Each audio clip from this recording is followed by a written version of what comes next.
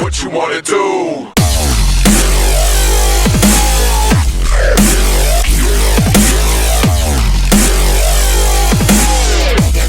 We got the party locked down.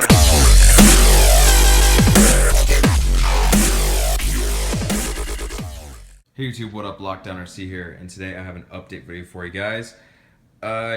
Been doing a little bit of RC work, not a whole lot here lately, just been super busy getting back in the swing of things, going back to school and stuff.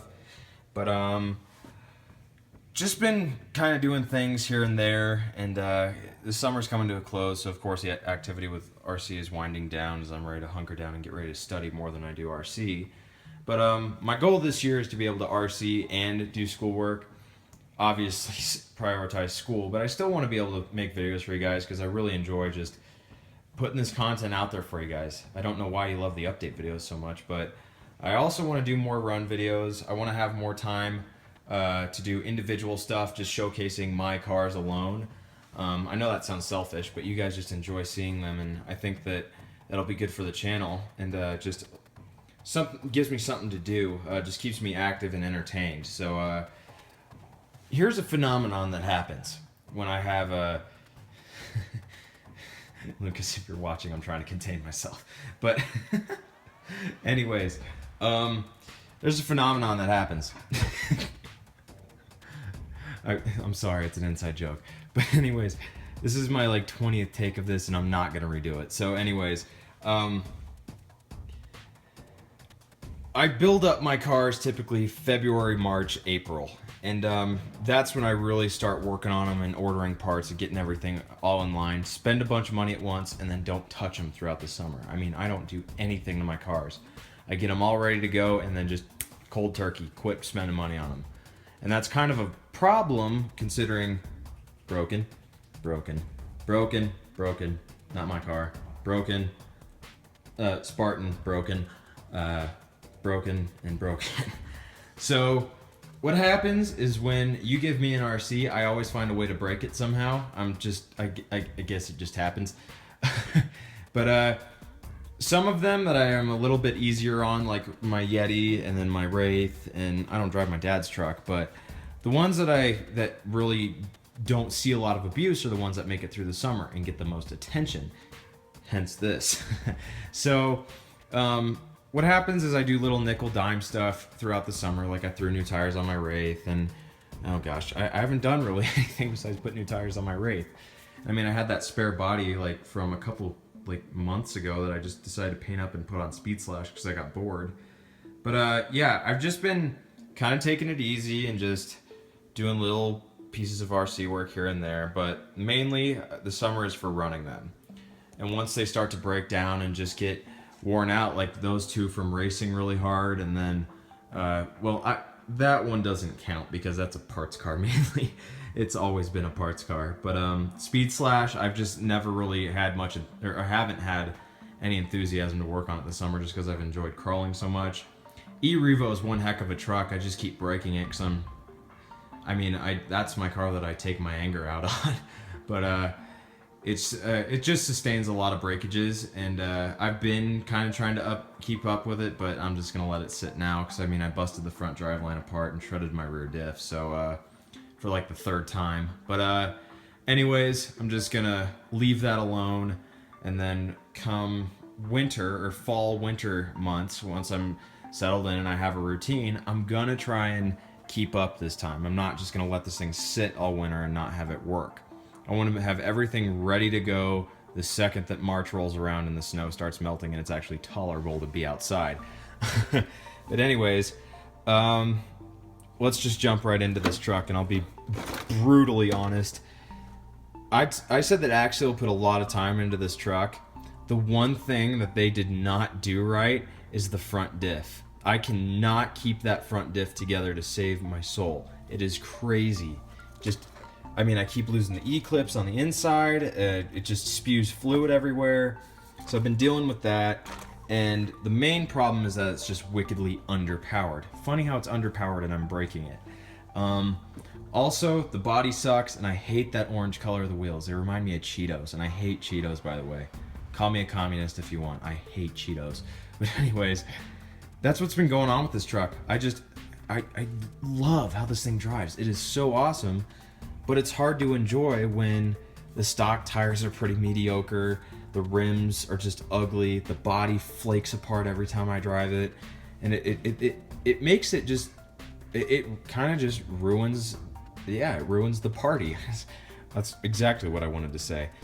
But anyways, this part is my fault. The other things are just inevitable. I mean, I bought the kit. I wanted to build the kit. So my first choice would be to get a completely different body for this. But of course, there's no aftermarket support for it yet. Proline hasn't made any, and the Axial ones, I mean, they're like paper thin, and I've had to shoot glue this whole thing basically. So I am looking forward to getting a new body for it and just getting back on top of it and just maintaining it. So, and I want it to be a really well-performing truck. I was gonna take this on vacation with me, but it's just so unreliable that I didn't, and I ended up taking this Yeti, which is super reliable because the rear end is completely Vanquish, except for the axle, of course. I'm not a baller.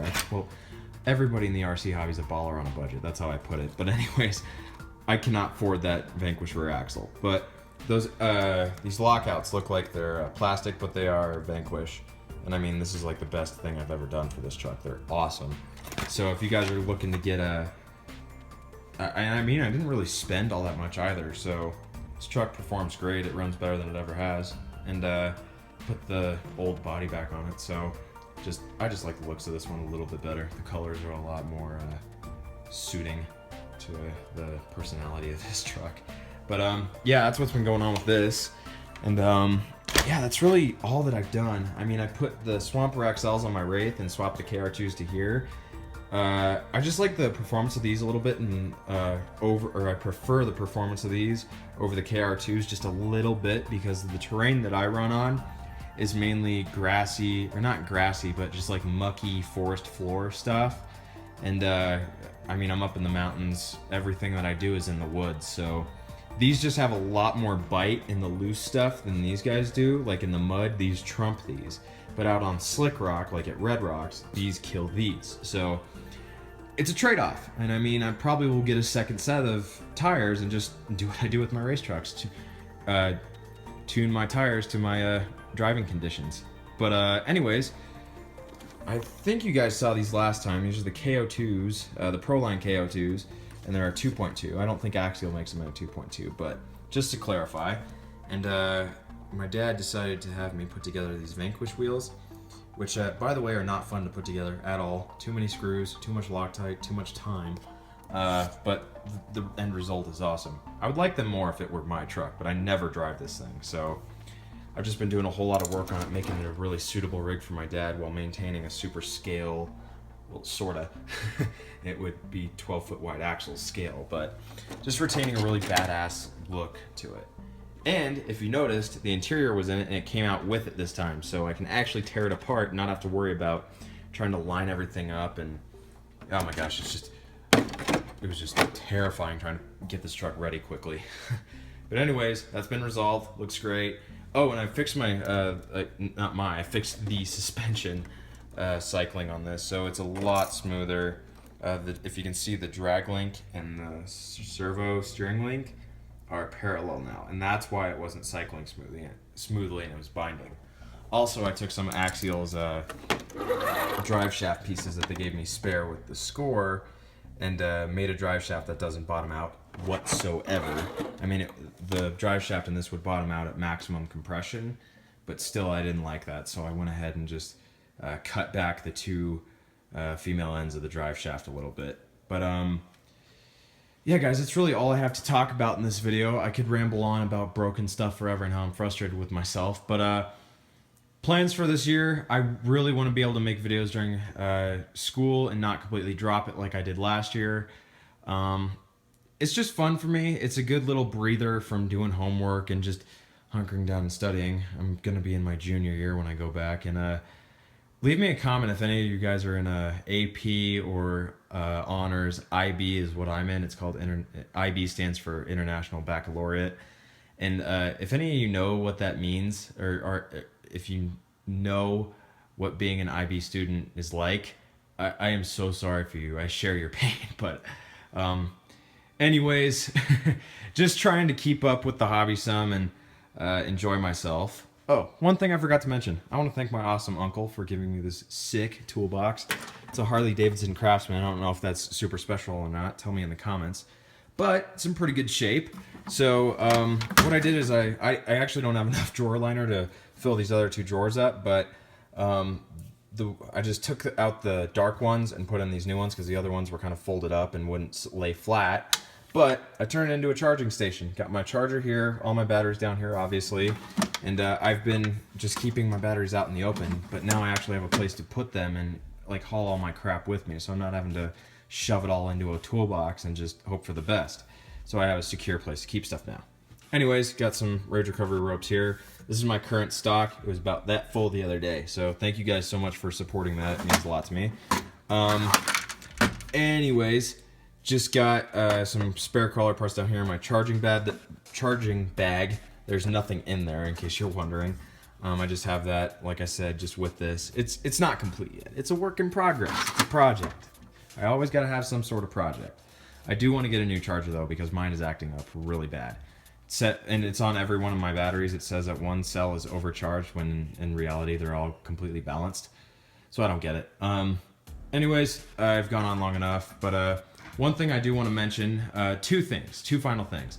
I did an awesome video with Scale Garages, I think at least. It was kind of a seminar type video where we discussed, it was cleverly named, State of the RC Community Address. I'll leave a link to it in my description. But I thought it was a really cool video to make because we just noticed some stuff that was just really nasty and had no place in the RC community. So we just addressed it, didn't use any specifics, wanted to see what you guys thought about it if you'd been involved. And if you haven't noticed, by the way, that is awesome. Stay away from the stupid crap that people start on social media. It's just not worth it. I mean, this hobby's about fun. You go out to events, everybody's having fun. But the second somebody gets jealous and they get behind a computer screen or a phone screen, they just get super aggressive and all like puffy. That's the word I want to use. They get all puffy and in your face. So just bullying means stupid stuff. But anyways, we addressed that. We kind of just gave our opinions and shared. And I thought it ended up being a pretty cool video. Honestly, I was a little bit nervous. I was worried it was going to start some big uproar. But so far, feedback's been positive. Now, I want you guys to share your opinions on it. So I will be monitoring the video and I'll address it again in my next video. Just because I thought it was such a cool thing to talk about. And just or not cool thing to talk about, but interesting subject. But yeah, that's that. I'll leave the links to his video and his channel in the description, his Instagram, and I think he has a Facebook page. If not, just go check him out. He's a really solid guy, and would appreciate if you check out his content because he doesn't get the attention that he deserves.